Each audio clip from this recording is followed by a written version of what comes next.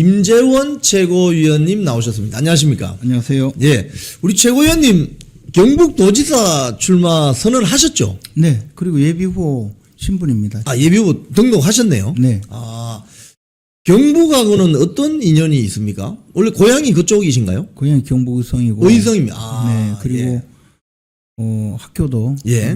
경북에서 국민학교, 중학교 다니다가 대구로 전학을 갔죠. 아, 국민학교 때요? 네, 아. 중학교 때 예. 우리 집이 모두 대구로 이주를 했습니다. 예. 그리고 나서 이제 제가 대학교 때 제가 이제 서울대 법과대학 4학년 때 행정고시 합격했어요. 아, 행시를 먼저 하셨군요. 네, 그렇습니다. 그래서 그때 당시에는 이제 내무부의 그 발령을 받아가서 내무부 가면 옛날 이야기인데 이게 참 제가 옛날 얘기 좀 해주십시오. 옛날 이야기인데 이게 제가 옛날 이야기를 하면서 제가 얼마나 고리타분한 사람인가를 들통날 이야기라서 우리 왜 어릴 때 옛날에 보면 뭐 과거 시험 합격해가지고 예. 금이 환영하고 이런 이야기 있잖아요. 예. 우리는 그 시골에서 그런 이야기를 너무 많이 들어서 예. 그 당시만 하더라도 이제 지방자치제가 아니고 예. 임명직 시장군수 시도지사 예. 그렇게 할 때인데 행정고시 합격해서 내무부에 발령받아 가서 근무를 하면 일선 시도청으로 갔다가 막 젊은 나이에 고향에 군수로 보내주고 이랬어요. 예. 그게 너무 어릴 때 그런 그 환경에서 살아서 저도 별 고민 없이 이제 내무부로 발령을 받아가서 경북도청으로 가서 근무를 했죠. 그래서 제가 첫 발령지가 경북도청 기획실이에요. 아, 그러시군요. 네, 그래서 4년을 근무했어요. 경북도청에서. 그러다가 이제 시대가 바뀌어서 지방자치제도 도입되고 노태우 대통령 시절에 그리고 저는 국무총리실로 다시 이동을 해서 사무관을 7년이나 했거든요. 그러니까 이제 경북 지역은 제가 그 어린 시절 그리고 사회 첫 발을 내디디고 그 직장 생활을 했던 곳 그리고 이제 국회의원을 3선을 또 제 고향 의성 지역에서 했죠. 의성, 청송, 군위, 상주 이런 지역이 제가 그 활동했던 지역이죠. 그리고 기본적으로 제가 촌놈이니까 뭐 그 경북 도지사가 되겠다라는 생각을 하게 된 것은 지금 그 제가 제 고향 또 우리 보수 진영의 가장 그 최후의 보루이자 최고의 그 활동 근거지라고 볼 수 있는 이 경북 지역이 과연 우리 지금 보수 정치를 제대로 할 수 있느냐 또 보수의 성지로서 기능을 하느냐 또 지역 주민들이 그 현재의 그 행정 담당자, 행정 체제 또 이 정권에 맞서는 여러 가지 그 우리 보수 진영의 근거지로서의 기능을 하느냐를 돌아볼 때 제가 나서야 되겠다는 생각을 하게 된 거죠. 지금 사실 대한민국 정치를 논하면은 대구 경북이 보수 우파 세력의 심장이다. 이렇게 이제 이야기를 하잖아요. 우리 김재원 최고위원님 이제 예비 후보이신데 경북도지사 예비 후보 아닙니까, 그죠? 본인에게 이 대구 경북이라는 특히 경북이라는 지역이 우리 김재원 우리 예비 후보님의 인생 경로에 있어서는 어떤 의미를 지닙니까? 제가 태어난 곳이고 제 어린 시절을 잔뼈가 굵어진 곳이고 그리고 제가 이제 사회에 나와서 꿈을 펼치던 곳이고 또 제가 정치인으로서 저를 받아주고 길러준 곳이 또 경북 지역이죠. 그리고 이제 지금까지 저는 보수 정당에 23년 동안 우리 당을 한 번도 벗어나지 않고 또 우리 당에서 활동하면서 나름의 그 중심을 잡는 역할을 해왔거든요. 그런데 이제 안타깝게도 지금은 이 보수 진영 전체가 뿌리채 흔들린다는 생각을 할 때가 참 많아요. 그런데 이게 가장 근본적으로는 정치인들 잘못이죠. 뭐 이야기할 논할 필요조차 없는데. 근데 우리가 이제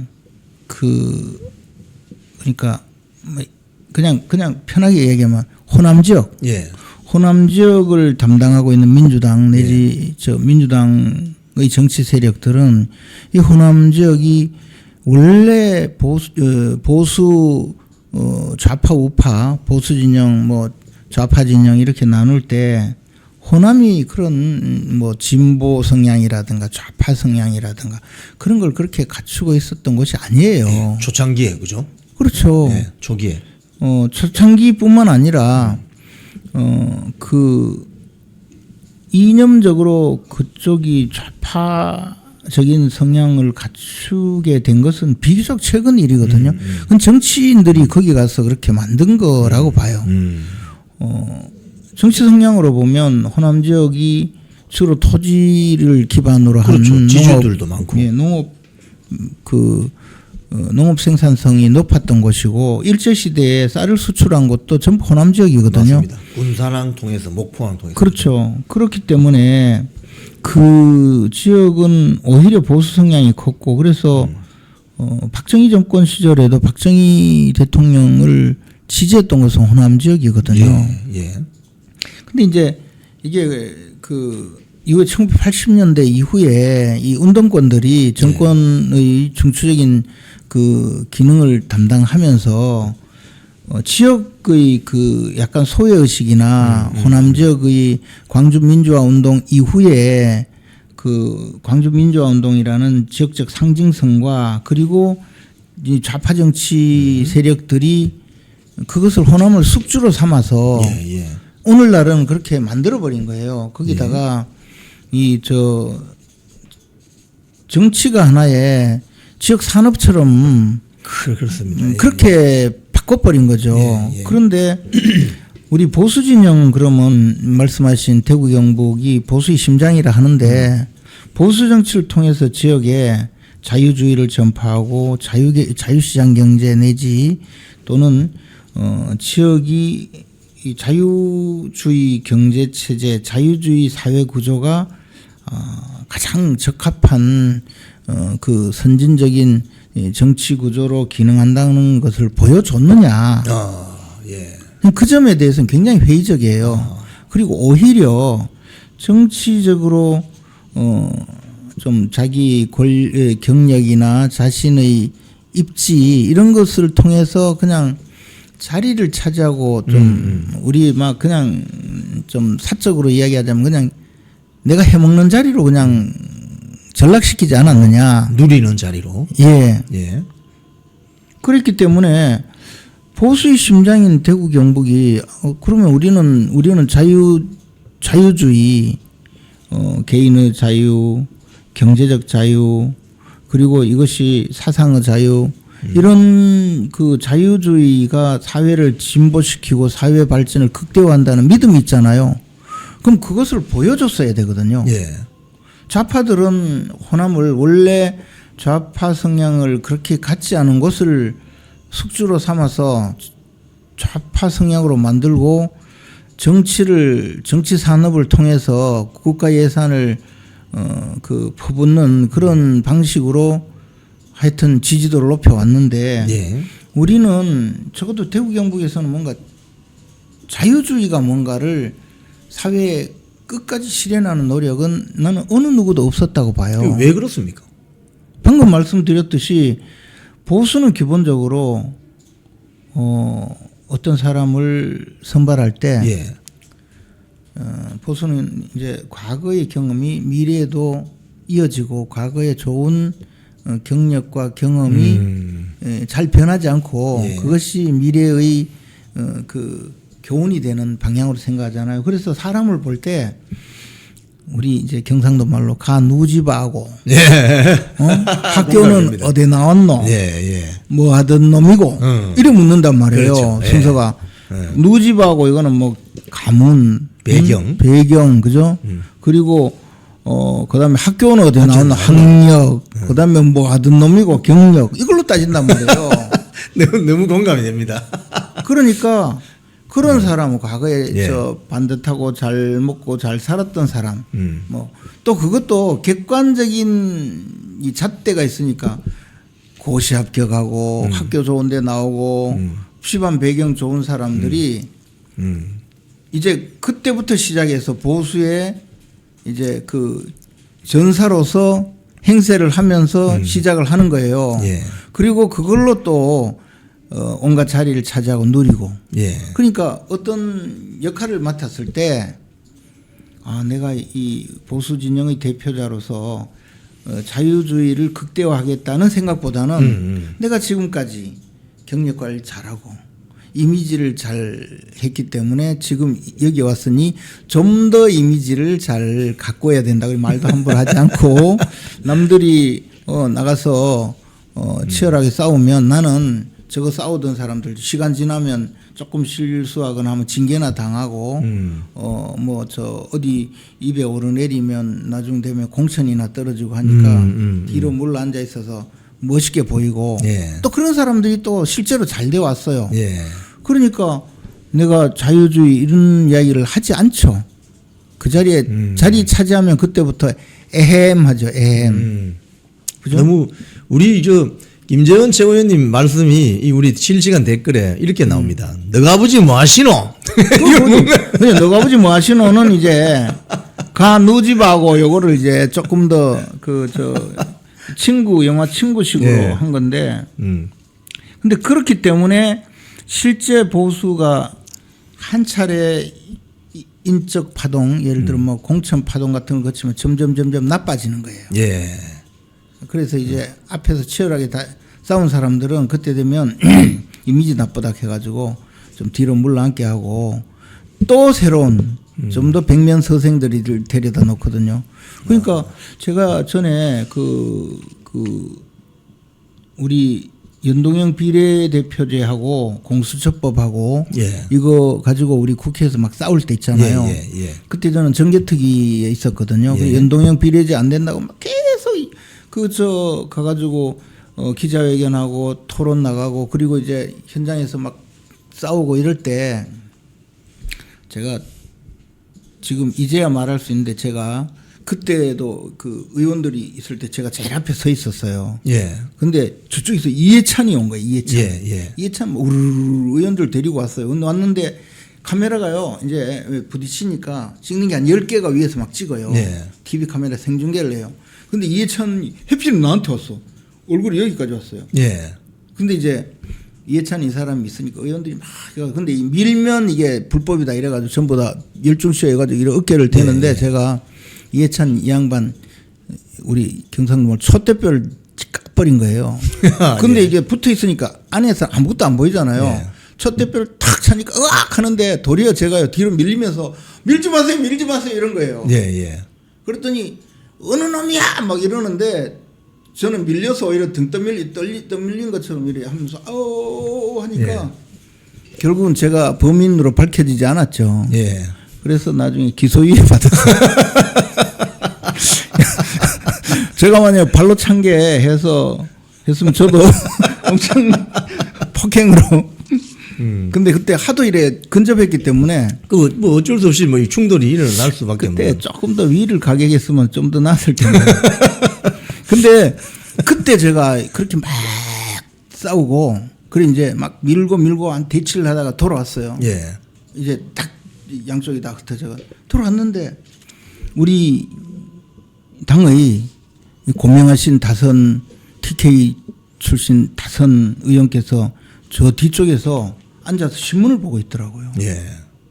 그러니까 오기는 와야 되고 여기에서 밀고 당기고 하는 데는 끼기 싫으니까 저 뒤쪽에서 신문을 보고 앉아 있더라고요. 참 방관하는 거네요. 방관 정도가 아니고 나는 너희들처럼 그렇게 싸우기 싫다는 거죠. 그리고 그러면 그냥 가만히 있어요. 신문을 보고 있는 게 어디 있습니까? 더군다나 좀 뭐랄까 그리고 그 재판을 7, 8년 받았잖아요. 동료 의원들이. 그때도 턱 닦고 그냥 그렇게 있었던 분들이 그런 분들이 출세를 하는 분위기가 된 거예요. 그래서 저는 제가 대구를 대구 경북이 통합이 되면 대구 경북을 맡아야 할 거고 아직 통합이 안 되면 경북지사가 되더라도 제가 맡은 것은 이 기회의 땅 그리고 자유주의가 극대화됐을 때 얼마나 살기가 좋아지는지를 보여주는 그런 땅으로 만들고 싶은 거죠. 지금 아까 고향이 이제 의성이라고 하시니까 의성은 마늘로 유명하다 뭐 이렇게 댓글이 많이 올라오는데 마늘의 힘이다 뭐 이렇게 이야기하는데 제가 어릴 때 마늘 농사를 지었어요. 아 직접 우리 집은 다 마늘 농사 지었어요. 담배 농사 짓고. 근데 이 마늘이 그 의성 마늘이 왜 그럼 유명하냐? 의성 마늘이 전국에 생산되는 건 5%도 안 돼요. 근데 이제 그 지역이 금성산의 화산지대로서 게르마늄이 풍부하다 뭐 이른바 마늘도 난지역 마늘, 한지역 마늘들이 있어서 남해안 쪽에서는 그 한 달 정도 일찍 수확을 해요. 근데 의성 마늘은 이제 6월 하순에 수확을 해요. 중순 하순에. 그 이모작 논에서 생산을 하는데 알이 좀 작지만 뾰족하고 향이 독특하고 그렇게 해서 의성 마늘이 굉장히 그 인기를 얻었어요. 근데 그러니까 가격도 높아요.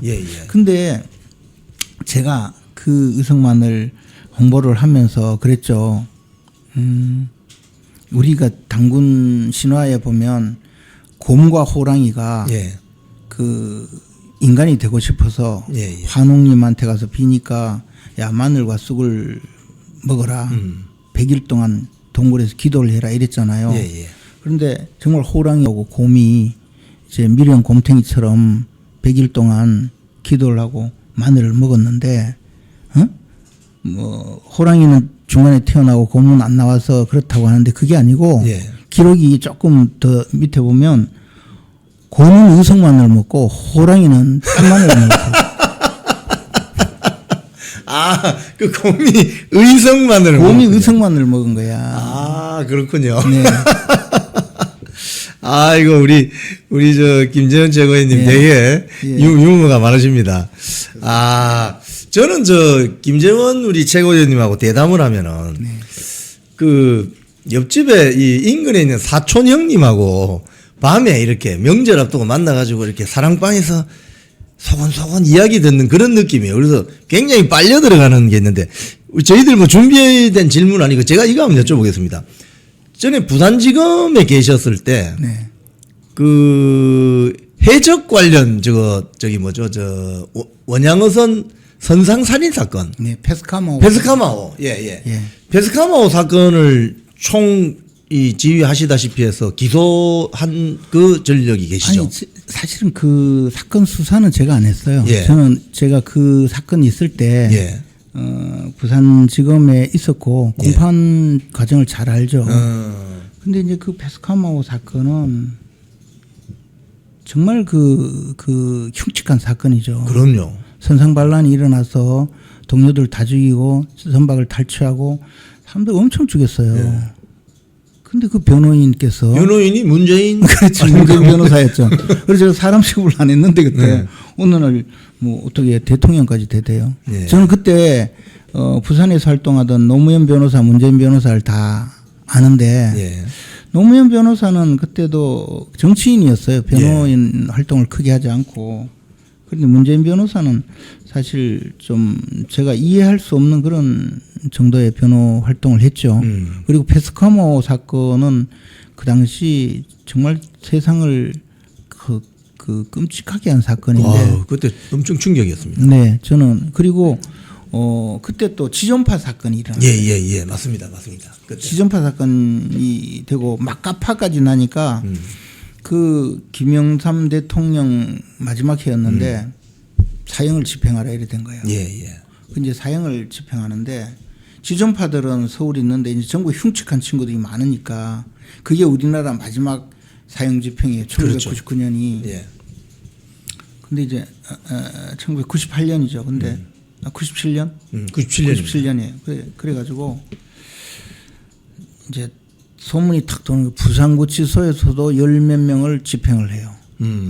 집행을 하는 거야. 그러면 그 검사가 임장을 해야 되거든. 예. 검사가 집행명령을 내려야 돼요. 예. 피고인 누군지 확인하고 재소자 이름 확인하고 인적사항 확인하고 진짜 맞는지 확인하고 그다음에 최후 진술도 들어야 되고 집행해라 집행명령도 하고 이 시간이 많이 걸린단 말이에요. 근데 10명쯤 하려면 오전 일찍 시작해도 점심을 넘겨요. 그렇겠네요. 근데 재소자는 또 점심을 먹일 수는 없잖아. 예. 그리고 또 안 먹이면 안 돼요. 그러니까 그 시간을 빨리 땡기고 해야 되는데 그 사형집행장에 가는 그 검사 2명은 굉장히 고통스러운 일이잖아요. 그러니까 보통은 그때 당시에는 검사 봉급이 200만 원 좀 되나 말까 하는데 검사장이 그 특수활동비를 빼가지고 검사들을 주면서 너희들 사형집행을 하면 집에 들어가지 말고 밤새워 술 마셔라. 술값을 줘요. 그만큼 고통스러운 거야. 심리적인 고통을. 예, 그리고 귀신이 집에까지 따라간다 이래가지고 그럴 정도로 힘든 건데요. 이제 소문이 쫙 퍼지는 거야. 예. 곧 사형집행한다. 그러면서 주로 이제 위에서 안 가려고 하니까 이 말석 검사들이 가게 되거든요. 예. 그 제가 말석 검사였어요. 형사 일부 말석 검사. 예. 근데 그때 우리 부장 검사가 이제 후에 감사원장은 저 민정수석 하셨던 정동기 부장이었는데 선배가 우리 부의 수석 검사가 불러서 야, 김 검사 사형 집행되는 거 아냐? 그래서 소문은 들었는데 예. 저는 또 그때 호기심이 있으니까 예. 내가 가려고 자원하고 싶은 마음이 있는 거야. 예, 예. 그러니까 그 조심해라 하면서 부장이 부르면 가서 딱 한마디 말해. 얘가 아직 100일이 안 됐습니다. 야, 네, 네. 그 한마디 말하는 거예요. 예. 그래서 이제 있는데 뭐 불과 5분에 부장님이 김 검사장 한번 보자 뭐 이러는 거예요. 그래서 내가 이제 같이 갔더니 말이야 말이야 이러길래 부장님 저 얘가 아직 100일이 안 됐습니다. 그러니까 그러냐? 그래 그러면 빨리 가 일해라 이러더라고요. 예, 예, 예. 그래서 이제 장가 안 간 초임이 갔죠. 예, 그렇군요. 야, 그때 그 베스카마 선상 반란 사건 주범은 사형 선고 받았습니까? 그렇죠. 사형 집행됐나요? 집행도 아마 그거 확인을 해봐야 되는데 예. 아마 일단 사형 선고 받은 건 사형 선고는 받았죠. 그렇게 기억이 납니다. 저 여지가 없어요. 그 사건은 인류 역사에 그런 정도의 그 흉측한 사건은 사실 그리고 그 페스카마호 현장 검증 때 느낀 그 고통스러운 장면은 우리 전 국민을 충격을 줬죠. 예. 제가 그때 그 취재 기자였습니다. 이영풍 기자가 한때 정말 대단한 기자였습니다. 그때 제가 기억나는 건 8월 달이었는데요. 맞아요. 그 해경이 나가서 그 베스카마호를 이제 인도에서 부산항으로 끌고 그렇죠. 오는데 예. 부산 해양 경찰서 쪽으로 끌고 오는데 아침에 비가 부슬부슬 왔습니다. 왔는데 멀리서 저 베스카마호 들어온다 이러니까 입항한다 보니까 이 완전 유령선처럼 배가 녹이 다 썰어가지고 녹슬고 정말 끔찍했습니다. 그런 환경에서 그 몽둥이로 때리고 칼로 난자하고 시신을 바다에 버리고 하는 그 현장을 생각하면 소름 끼치죠. 이렇게 사법 현장을 정말 지키셨던 우리 김재원 최고위원. 그래도 저는 원래 직장은 경북도청이었습니다. 예, 처음에 행신을 해서. 예. 자, 근데 이제 제가 좀 이런 뭐랄까요, 심각한 기억이랄까요, 이런 기억이 있는 일도 이렇게 제가 이게 질문을 드리면 굉장히 조근조근 담담하게 이야기하시기 때문에 되게 끌려 들어갑니다. 대담하다 보면 제가 대담을 많이 하잖아요. 손님 모시고 굉장히 끌려 들어갑니다. 지금 당 내부 좀 이야기하실까요? 지금 우리 시청자분들이 우리 김재원 최고위원님 나오시니까 순간 동시 시청자 수가 1000명이 갑자기 늘어났습니다. 그러니까 지금 한 6,200여 명 보고 계신데 지금 당 지도부 오늘 지금 의원총회 열리고 있잖아요. 제가 최고위 모처럼 최고위 갔다가 왔습니다. 예. 지금 의원총회 열리는데 장동혁 대표 사퇴하라고 하는 그 25명 어떻게 평가하십니까? 이게 이제 저는 장동혁 대표가 그 윤석열 대통령의 이 무기징역 선거 이후에 뭐 또 많은 분들이 주장을 또 했죠. 네. 이제 전륜해라 어쩌고 또 그런 이야기도 많았고 그에 대해서 저도 우리 윤석열 대통령은 이미 탈당하신 분이고 네. 달리 뭘 어떻게 하라는 거냐. 그리고 오히려 지금 와서 우리는 윤석열 대통령과 인연을 끊습니다라고 말하는 것 자체가 그러면 그동안에 이미 윤석열 대통령은 탈당했으니 더 이상 우리가 거론할 필요가 없다라고 해왔던 것이 거짓말이라는 것만 되니 그 이상의 이야기는 하지 않는 것이 맞다. 뭐 저는 그런 입장이었어요. 예. 근데 그에 대해서 장동혁 대표도 같은 입장이었죠, 사실은. 예. 그리고 이제 판결문을 보면요, 이제 그 주기현 판사가 쓴 판결문이 이 전후에 맞지 않는 내용이 꽤 많고, 뭐 그 이야기하면 저 뭐 1시간 정도 이야기하겠는데, 그래서 이 판결에 대해서 그 항소심, 항고심을 거쳐보자. 또 뭐 헌법소원 한다니까 헌법소원도 뭐 거쳐보든지 그렇게 보겠다고 한 기본 취지는 저는 뭐 제 생각하고 똑같아요. 근데 저는 이제 단지 판결이 내려졌기 때문에 우리 보수 진영 입장에서는 그 판결을 뭐 무효다 이렇게 이야기하는 건 아니잖아요. 그러니까 판결을 존중하는 것도 맞아요. 그런데 그럼 우리 당을 지지하는 분의 구성이 어떠냐. 제가 이제 요즘 늘 시장에 가서 많은 분들 만나보잖아요. 상당히 많은 분들은 윤석열 대통령이 잘못됐다고 계엄 선포를 잘못했다고 말씀하시는 분들도 안 됐다는 이야기는 또 해요. 그렇잖아요. 예. 그렇기 때문에 그러면 이분들이 어느 정도 되느냐. 최근에 여론조사 같은 걸 보면 우리 당 지지자의 30-40% 정도가 윤석열 대통령을 좀 동정하고 또 안타깝게 생각하는 분, 더 나아가서 윤석열 대통령의 그 계엄 선포에 대해서 심정적으로 동조하는 분들이 많이 있단 말이에요. 많이 있습니다. 이걸 부정할 수가 없어요. 네. 근데 선거를 앞두고 있잖아요. 이제 소위 전륜이라고 주장하는 분, 뭐 사퇴하라고 주장하는 분들은 선거를 앞두고 당대표 때문에 당 인기가 떨어진다, 당 지지율이 떨어지니까 선거 망친다. 그러니까 우리가 해야 되겠다. 이 논리란 말이에요. 예. 근데 선거를 계속 해온 사람, 저같이 23년 동안 이 당에서 온갖 선거도 해보고 또 당내 경선도 나가보고 한 사람이 느끼는 선거의 방식은 좀 다르다는 거가 그렇죠. 뭐냐면 우리가 대통령 선거는 투표율이 대충 한 80%가량을 목표로 가게 돼요. 예. 그래서 보통 70몇 프로 정도 되죠. 예. 그리고 국회의원 선거는 보통 그 투표율이 한 70%, 60%에서 70%가량 이 전후로 됩니다. 근데 지방선거는 50%가 목표예요. 50%가 안 되는 경우도 있고 51% 되는 경우도 있고 한 50% 정도거든요. 그러면 우리가 선거에서 이기는 방법은 국민이 25%가 우리를 지지하면 되는 거죠. 이긴다는 의미잖아요. 그렇죠. 근데 우리 당의 지지자의 30-40%가 윤 대통령에 대해서 그런 강고한 입장을 갖고 있다면 거기서 우리가 윤 대통령은 이제 잘못했으니까 우리 사람 아니니까 우리는 이제 윤석열과는 무관합니다. 더 이상 윤석열에 대해서 나한테 묻지 마세요. 그러면 어떻게 되겠느냐를 적어도 당대표는 생각을 해야 돼요. 당대표는 혼자가 아니거든. 예를 들어 그렇게 이야기했을 때 뭐 저 사람 신선하고 참신하다 하고 박수 받을 수는 있어요. 그런데 선거는 어떻게 되겠느냐. 그분들이 생각하는 게 지금 더군다나 참으로 안타깝게도 투표 보이콧 그런 주장도 광범하게 가고 있거든요. 좀 더 강력한 분들이. 근데 이런 만약에 투표를 보이콧하면 누가 제일 좋아하겠습니까? 민주당이 제일 좋아하죠. 이재명이 제일 좋아지는 이재명 민주당 제일 저는 그 주장이 막 펼쳐지는 걸 보고 도대체 이재명 저 사람은 전생에 나라를 몇 번 구했길래 이런 소리까지 나오냐 우리 진영에서 이런 황당한 일이 벌어질 수 있느냐. 그만큼 지금 상황이 어렵단 말이에요.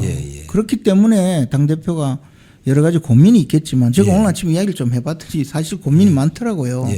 그래서 저러는 건데 이 틈에서 장동혁이 물러나야 내가 살 길이 열린다. 더 나가서 당이 망해야 내가 산다는 사람들이 있다면 그 사람들이야말로 이게 적전분열을 일으키는 내부의 적 아니겠습니까? 예. 저는 이제 그냥 뭐 단순 의도로 대표가 바뀌어라 그리고 이렇게 가야 된다. 그거는 정치적인 생각의 차이이기 때문에 그렇게 주장할 수 있다고 봅니다. 예. 근데 거기에 더 나가서 대표는 안 된다 내려와라 내가 하겠다 더 나가서 누구를 떠받들어서 우리 당의 새로운 대표로 만들자 이러는 수준으로까지 가는 사람들은 그거는 자기 주장이 아무리 자기는 옳다고 판단하고 주장하더라도 이것은 사실은 내부의 적이 아닌가. 지금 지방선거를 망쳐서 자신들의 입지를 다지려는 그런 생각이 아닌가 하는 극단적인 생각도 그렇죠. 솔직히 하고 있어요. 지금 그 당 안팎에서 이제 이런 아까 방금 말씀하신 그런 움직임인데요. 네. 뭐 엔추파도스라는 뭐 용어를 이렇게 제시를 하면서 처음에 저는 엔추파도스가 무슨 말인가? 뭐 어디 애들 먹는 저 스낵 과자 치토스인가? 뭐 추러스인 줄 알았어요. 주파추로스인가? 뭐 이런 걸로 생각했는데 엔추파도스가 뭐 보니까 뭐 스페인 말로 위장 우파 세력 예. 뭐 이런 건데 사실 국민의힘의 국회의원이 107명이 있다고 한다면은 이 107명이 똑같은 생각을 가진 건 아니지 않습니까? 그렇죠. 그죠? 그러니까 이 107명 국민의힘 전체를 똑같은 덩어리로 보고 이게 전부 위장 우파다 이렇게 하면서 이번 선거 보이콧해야 된다 이렇게 주장하게 되면 결국 아까 말씀하신 것처럼 그러니까. 이재명 도와주는 거 아닙니까 그거는? 그러니까 그 이재명을 도와주는 걸 넘어서서 크게 이제 이 보수 진영이 극단적으로 그 해체 국면으로 가면 그렇게 그런 주장이 세력을 얻을 수가 있어요. 우리가 세기 말이 되면 뭐 이상한 신흥 종교도 나오고 예, 예, 예. 막 해서 이 통합적인 적어도 통합은 둘째치고 뭐가 옳은지 뭐가 그런지에 대한 판단이 흐려지는 수가 있거든요. 예, 예. 그러나 지금 보수 진영은 보수 단일 대우로서 우리가 이번 지방선거에 승리하기는 굉장히 어렵다는 것을 알고 있잖아요. 예. 그런데 한편으로 우리 보수 진영이 추구하고 있는 이 보수 가치와 그리고 우리가 처한 이 정치 환경은요. 보수 진영이 절대적으로 필요한 환경이에요. 예. 그리고 우리는 의도하든 의도하지 않든 싫든 좋든 북한 김정은 정권이라는 휴전선 이북의 그 극단적인 이 좌파 정권이나 거의 민족을 무너뜨리고 있는 저런 극단적인 좌파 정권이 있기 때문에 우리는 보수 진영 전체가 역사적인 사명이 있는 거예요. 그렇기 때문에 보수 정치는 어쨌든 그 뿌리가 넓고 깊고 이 바탕이 훌륭한 그 지지자들이 남아 있는 겁니다. 예, 그렇죠. 예.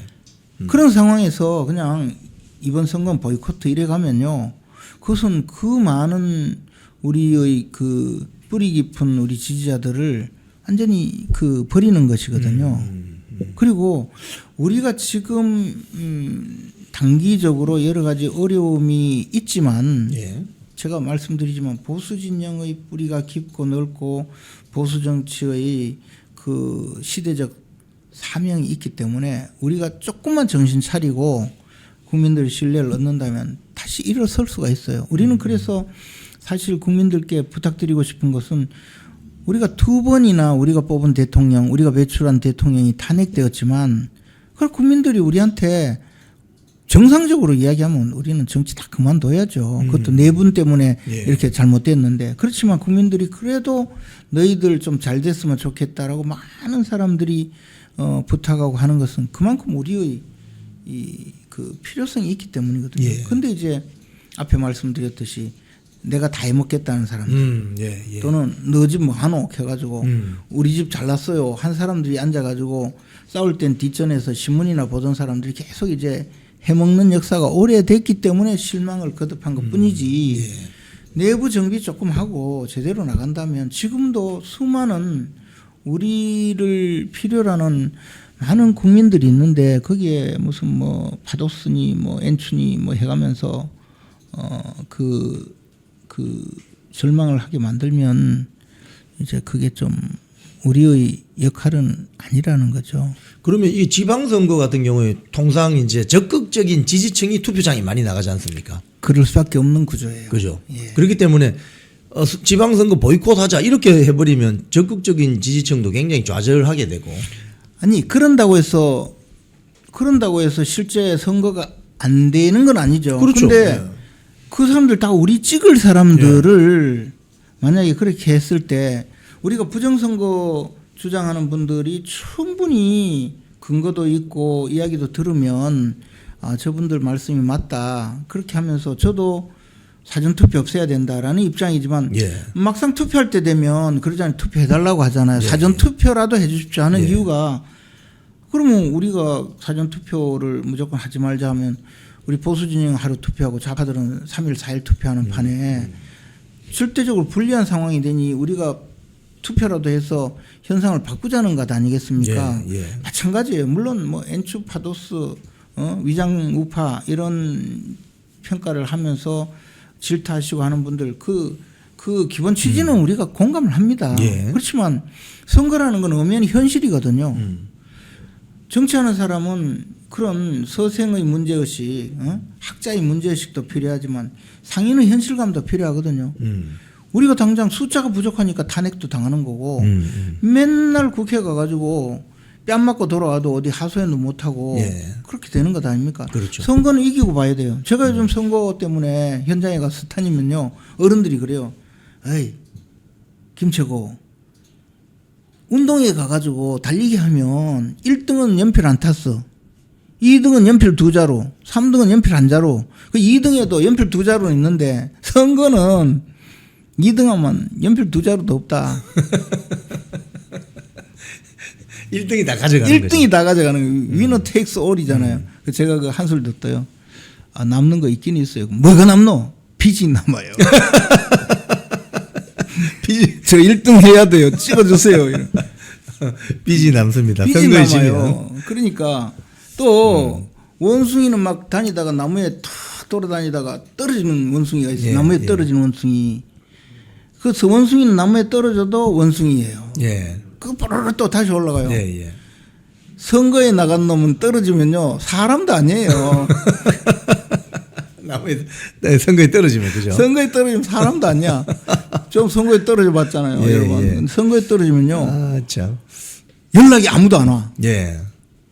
선거 떨어지면 외국가 있는 이유가 뭐냐 저보고 묻길래 일단 선거 떨어지고 나니까 아무도 연락이 오지 않는다. 할 일이 없어진다. 아, 참, 너무 참, 선거에 임하는 후보자들의 이 어떤 심리적인 정서를 적나라하게. 근데 거기 대고 투표하지 말자 그러면 안 되죠.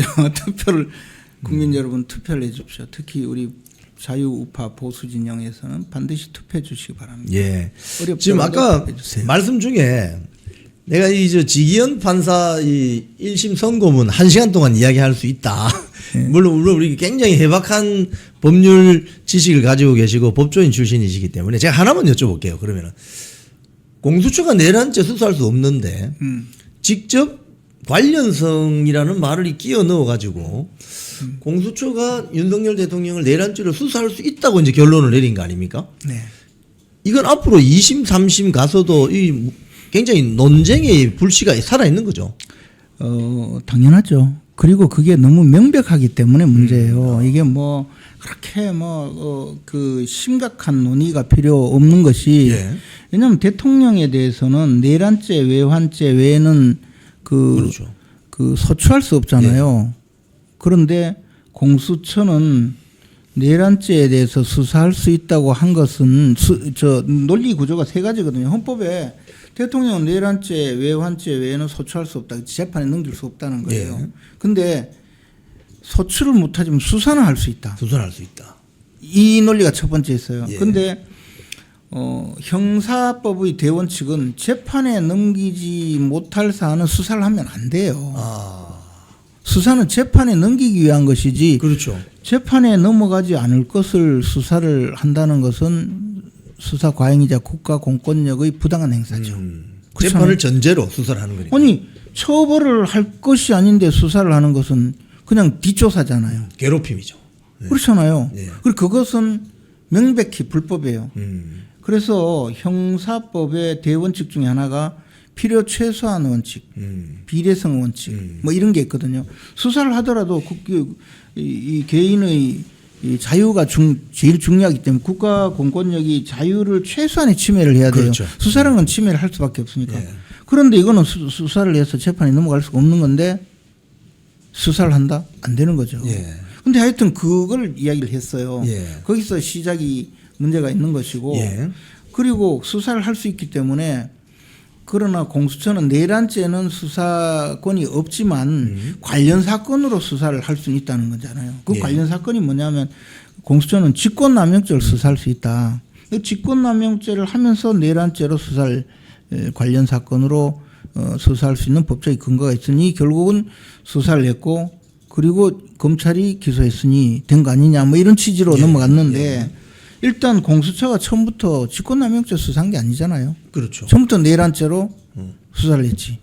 영장 발부받을 때도 내란 내란죄. 우두머리 혐의. 예, 그러니까 이것은 명백하게 관련 사건이 아니라 처음부터 내란죄, 자, 공수처가 권한 없는 내란죄로 수사를 했고 그걸 수사 기록을 넘긴 거죠.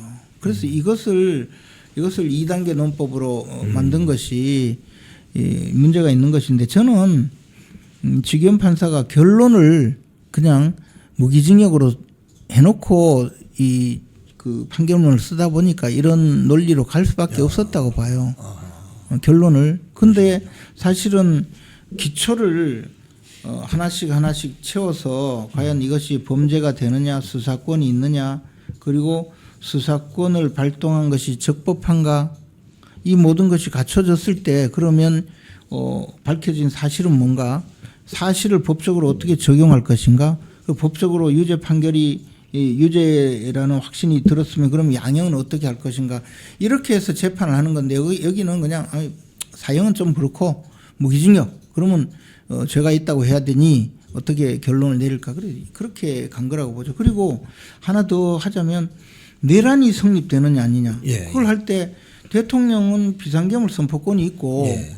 그 비상계엄 그 요건이 되는지 아닌지는 대통령이 판단하는 것이고 예.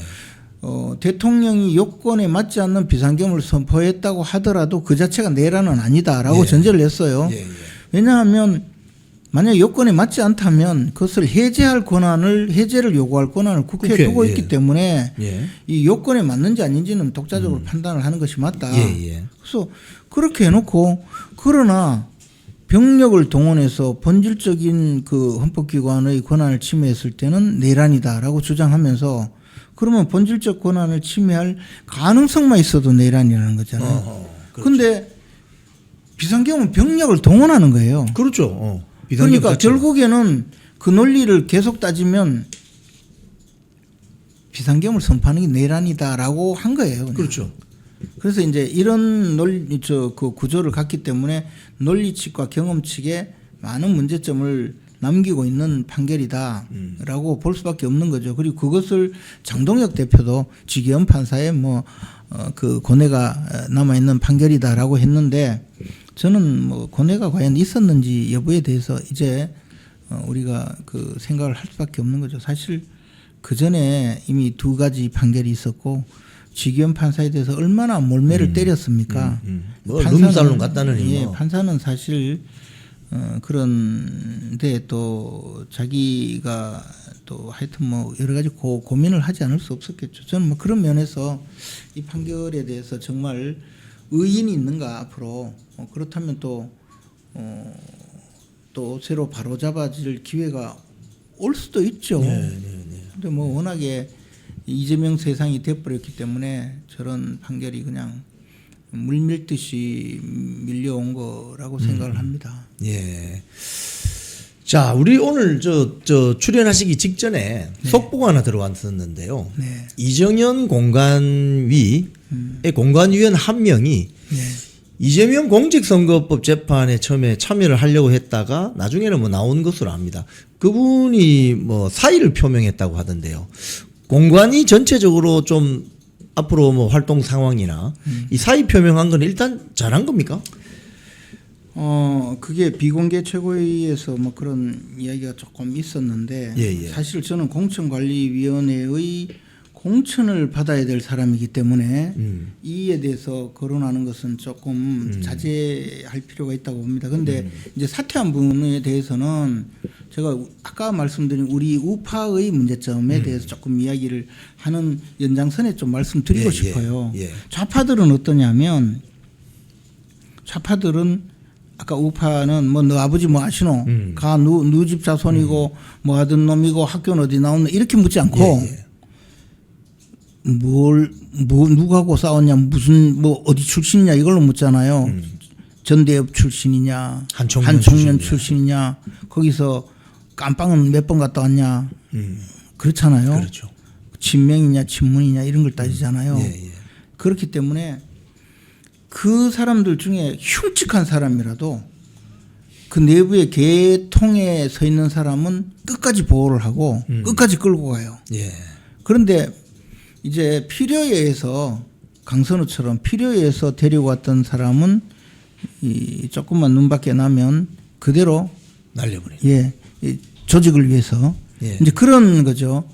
그런데 이번에 문제가 된 그 황모 씨는 사실 그 가족이 변호사로서 법무법인의 그 구성원이고 자기 부친이 예. 대표시죠. 근데 그분이 우리 당의 그 윤리위원장도 지냈어요.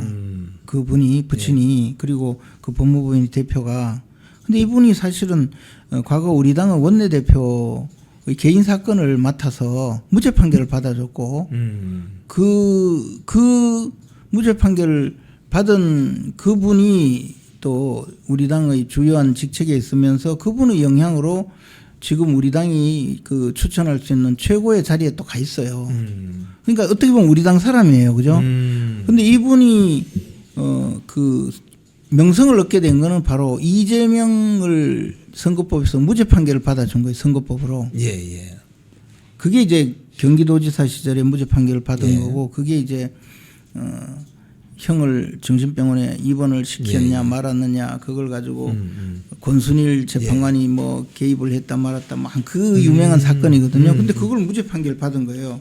예. 그러니까 민주당의 이재명을 무죄 판결을 받았지만 또 선거법으로 고통받는 많은 또 우리 당의 또 그 분들 또는 일반적인 사건으로 그 걱정에 사로잡힌 많은 분들이 이분을 찾아가서 사건을 맡기고 또 좋은 성과를 거둔 경우가 많았어요. 그러니까 사실 이분은 어떻게 보면 법적으로는 좌파 우파의 문제가 아니고 그냥 골고루 그냥 저 돈이 되는 사건을 많이 또 정치인들에게 많은 도움을 줬고 그 결과로 우리 당의 그 당직도 맡고 지금은 우리 당이 줄 수 있는 최고의 자리로도 보내주고 그랬는데 그 따님이 이번에 예. 다시 또 공관위원으로 들어오게 되니까 예, 예. 이제 과거의 일이 다 나온 거죠. 어떻게 보면. 그래서 저는 보수도 제발 이제 과연 이 사람이 자유주의, 보수주의, 보수 진영의 일원으로서 얼마나 활동을 할 수 있는가 이걸 좀 봤으면 좋겠어요. 너 아버지가 뭐 하노? 물어보니까 너 아버지가 너가 아버지 마시노? 너 아버지가 결국은 너 아버지가 또 그 우리 당에 뭘 했네. 우리 편이네. 근데 그래가지고 그냥 시켰는데 나중에 보니까 이재명을 오늘날 만든. 그러니까 쉽게 말하면 우리 편인지 아닌지 관계 없었던 거예요. 이분은. 아, 네. 참 우리 참 보수가 그래서 참 오늘날 허접한 취급을 받게 된 거죠. 예. 자, 우리 이제 지방선거 다가오는데 우리 뭐 김재원 최고위원님도 이제 경북도지사로 출마를 선언하셨고 지방선거 전체적으로 보시면은 사실 뭐 이번에 경북도지사 출마를 안 하셨으면은 전체 선거를 지휘할 수 있는 또 중요한 역할도 하셨을 텐데 이번 지방선거 국민의힘이 정말 좀 좋은 성적을 거두려면 어떻게 하는 게 중요하다고 보십니까? 그 선거는 결국 현실이거든요. 예. 표가 투표함에 우리를 지지한 사람이 몇 명 와서 찍어주느냐 그게 제일 예. 중요하거든요. 제가 지금도 주로 이제 전통시장, 재래시장에 예. 가면 그 어르신들 많이 오잖아요. 예, 예. 그 사람을 많이 만날 수 있거든요. 그래 가서 인사하고 이러면 그러면 아이고 반갑다, 텔레비에서 많이 봤다. 얼굴 보니까 텔레비보다 잘생겼다. 뭐 이런 예. 분들도 있고 예. 뭐 그래요. 그럼 내가 뭐 왜 도와줄고? 그러면 제가 그러거든요. 일단 전화 잘 받아가. 묻거든. 김재호 좋아한다 커서. 여론조사. 네, 뭐 그리고 여론조사. 그러고 누구 찍을까요? 이래 물으면 김재희 쾅 찍어줘서 그러면 됩니다. 하거든. 예. 뭐 딴 게 필요 없어요. 예. 찍어줘야 되잖아요. 찍어줘야죠. 예. 찍어줘야 되고 찍은 투표 용지를 투표함에 넣어줘야 돼요. 그렇죠. 그럼 이걸 누가 할 거냐? 지금 우리 지지하지 않는 사람이 해줄까요? 그리고 말씀드렸듯이 투표율이 전체적으로 50%.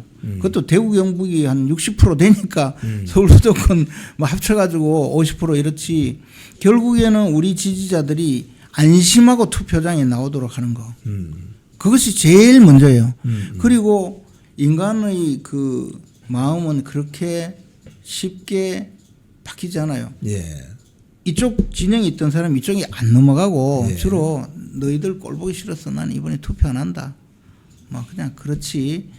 여기 있다가 이번에는 파란색, 이번에는 빨간색 이런 사람들은 극소수예요. 예, 예. 그리고 중도라고 이야기하는 사람들은 대체로 투표율이 굉장히 낮거나 말이 중도지만 그분들도 다 어느 쪽에 서 있어요.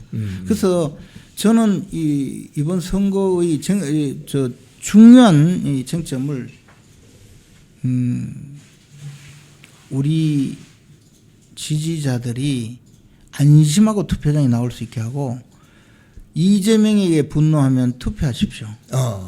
예. 이재명을 싫어하는 사람은 투표하십시오. 예. 부정선거를 막으려면 투표하십시오. 예. 그 투표를 하게 만드는 것. 우리를 지지했던 분, 우리를 지지하려고 하는 분, 우리에게 조금이라도 기대를 걸고 있는 분들이 단 한 분도 빠지지 않고 투표하도록 만드는 것. 이것이 가장 중요하고 그러려면 국민들은요.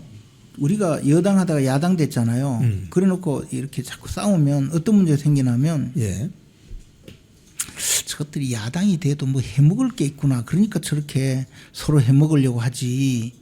아직도 정신 못 차렸네. 너희들 맛 좀 봐라. 이런단 말이에요. 예. 예. 그러니까 이 보통 집안 싸움도 담장 밖을 나가지 말아라고 하잖아요. 그렇죠. 예. 아주 중요한 이야기. 싸울 때는 예를 들어 전당대회가 벌어져서 당권을 놓고 싸우는 건 좋아요. 예. 근데 지금 선거판에 지지자들이 투표를 하려고 하는데 식당에 갔어요. 갔는데 주방장하고 주인하고 막 싸워요. 응? 그럼 밥만 떨어지죠. 밥 먹겠어요.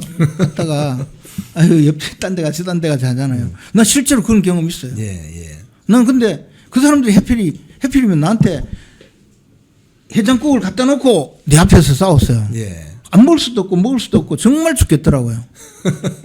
마음으로는 이걸 퍼붓고 나오고 싶은데 또 꾸역꾸역 다 먹었어. 다 먹었어. 근데 우리가 지금 제일 나쁜 국면에 가 있어요. 예. 투표하려고 하는데 이 사람들이 지금 적전분열 수준을 넘어서는 예. 싸움을 벌이고 있어요. 그리고 이거 하루빨리 그만둬야 돼요. 저는 오늘 의원총회에서 뭐라고 하더라도 오늘 하고 그만뒀으면 좋겠어요. 예. 제가 만약 의총에 나가서 발언을 한다면 여기서 시큰 싸우고 이제 더 이상 이야기하지 말라고. 예. 자, 오늘 우리 김재원 최고위원 모시고 거의 1시간 가량 쭉 말씀을 나눠봤는데 전혀 지루하지 않았습니다.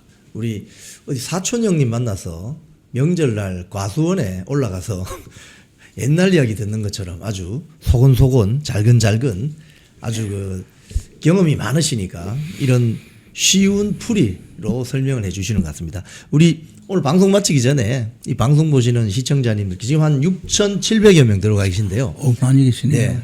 마지막 한 말씀 좀 부탁드리겠습니다. 우리 이영풍 TV 시청자 여러분, 우리 이영풍 기자는 제가 한때 이 나라를 그냥 흔들던 당대 최고의 기자였습니다. 지금은 더 이영풍 TV로서 나라를 이제 막 들었다 놨다 하는 그런 영향력 있는 여론 주도 메이커가 되어 있는데요. 이영풍 기자께서 말씀하시는 내용을 들으면 통찰력이 있고 방향성이 있고 우리 자유 진영이 보수 진영이 어디로 가야 할지를 방향을 정해주는 것 같습니다. 저는 이영풍 기자님과 오늘 이야기하면서 제가 많은 통찰력을 얻었습니다. 그리고 우리 보수 진영은 정치인들이 앞장서서 활동을 하고 있지만 사실 근간을 이루는 것은 바로 여러분들입니다. 그리고 이 나라가 지금까지 이렇게 된 것은 우리 보수 진영을 담당해온 보수 진영을 대표해온 정치인들이 정치를 하면서 과연 자유주의가 무엇인지 자유시장 경제를 어떻게 발전시켜야 되는지를 제대로 보여주지 못해서 늘 이렇게 조금씩 혼선을 빚다가 이렇게까지 오지 않았는가라는 생각을 하고 있습니다. 저는 제가 이번에 경북지사 출마하는 것도 제가 집행권을 가지고 정말 이 자유주의가 그 가장 극단적으로 끝까지 자유주의를 실현하면 어떤 정치를 할 수 있는지, 경제는 어떻게 되는지, 지역 주민들은 어떻게 살아가는지를 보여주고 싶어서 그래서 제가 지방선거에 출마를 합니다. 경북을 기회의 땅으로 만들고 경북을 위대한 전진을 하도록 만드는 그런 정치를 하고 싶습니다. 우리 이영풍 기자님의 방송을 보면 사실은 그 자유주의가 무엇인지를 밑바닥에 깔고 말씀을 하시는데 저도 그런 마음으로 이 자리에서 말씀을 드렸습니다. 앞으로 이영풍 TV에서 부르시면 언제든지 나와서 제 그 말씀도 드리고 우리 이영풍 기자님의 가르침도 받도록 하겠습니다. 네, 고맙습니다. 오늘 아주 귀한 시간 내어주신, 원래 이 선거철이 되면은 후보의 시간이라는 것은 거의 황금 같은 시간들이거든요. 이런 시간에 나오셔서 저희들 시청자님들 만나서 이렇게 아주 친절하게 설명해 주신 우리 김재원 최고위원님께 감사드립니다. 고맙습니다. 고맙습니다. 네. 쿵TV를 사랑하시는 시청자 여러분, 대한민국은 지금 체제 전쟁 중입니다. 연성 파시즘 체제로 갈 것이냐, 아니면 자유민주주의 체제를 지킬 것이냐, 이를 위해서는 결단과 용기가 필요합니다. 민주당의 정보통신망법이 통과되어서 오는 7월부터 시행이 됩니다. 이렇게 되면 언론 자유 훼손은 물론이고 자유우파 유튜버들의 산업 생태계에 심각한 지장이 예상됩니다. 여러분, 어떻게 해야 되겠습니까? 여러분들의 도움이 필요합니다. 여러분들이 우잘사 회원에 가입하셔서 대한민국 체제 전쟁에 승리하고 국민의힘 장동혁 지도부를 지켜내고 정보통신망법을 비롯한 언론 자유를 심각하게 훼손하는 여당발 공세에 대응해 주시기 바랍니다. 우잘사 회원 많이 가입하셔서 함께 가는 여정을 만들어 갑시다. 감사합니다.